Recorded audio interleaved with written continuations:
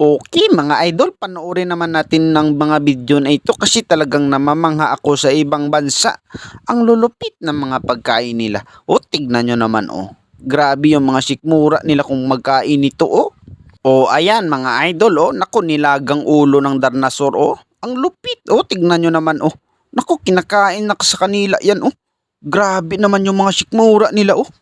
Ang lupit. O ito si kuya mga idol o, panoorin natin kung anong gagawin niya. Ayan, kinukitaw-kutaw na yung color orange na napalaman siguro yon. Ayan pa. Naglagay siya ng mantika sa kawali. So priprituhin niya siguro yung kinutaw-kutaw niya kanina mga idol o. Kumuha siya agad ng loaf bread. Ano kayang gagawin niya sa loaf bread? Tignan natin siya kung anong gagawin niya. Ayan, nilagyan ng palaman gamit yung kamay. Grabe, ang lupit ng kamay ni kuya. O, naku, sobrang itim pa. O, tignan nyo, o. Akala nyo magnanakaw yung itim kamay? Meron rin mga kusinero na itim yung kamay kagaya ni kuya. O, tignan nyo naman, o. Grabe, ang lupit ng idea niya. Tignan nyo naman mga idol. Siyempre, masarap yan. Kasi, ano yan, lutong kamay? Mapakla yung yung pagkain na lutong paa, oh. Grabe naman yung idea ni kuya, oh. Saan naman kaya ito na lugar? Ayan, kinutaw-kutaw niya ulit, oh.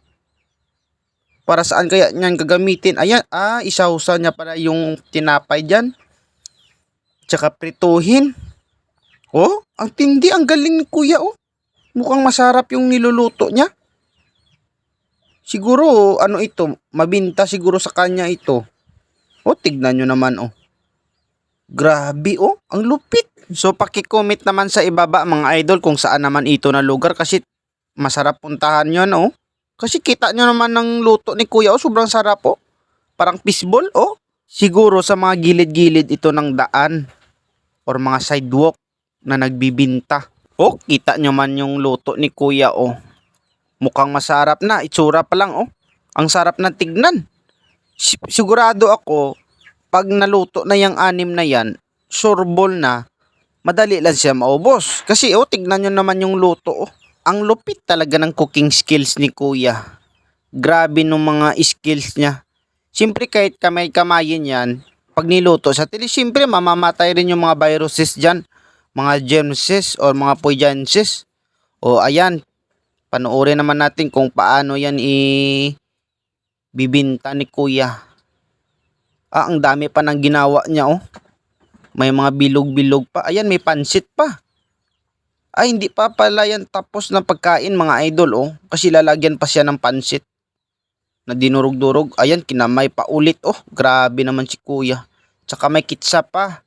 Lagyan siya ng ketchup. Tsaka ihalo-halo. May pinggan pa siya, oh. Ang lupit, oh.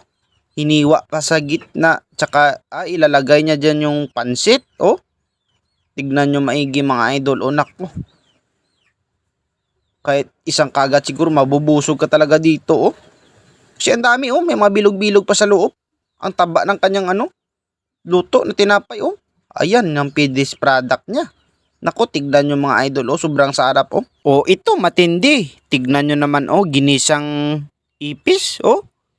Mabubusog ka na kung yung bahay mo maraming ipis, oh. Oh, ito naman si kuya, mga idol, oh, tignan na naman natin kung anong gagawin niya. Ayan, siyempre, kamay-kamayin yan. So, ano kayang hulmahan na yan? Pagkain siguro yon. Oh, parang tinapay siya.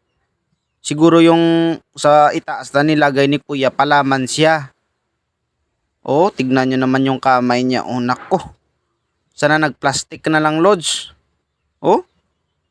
Grabe yung niyan. Kita nyo, may mga tao pa sa ligid. Siguro mga customer yan. Tuwang-tuwa sila, oh. Inaabangan talaga yung luto nila, oh.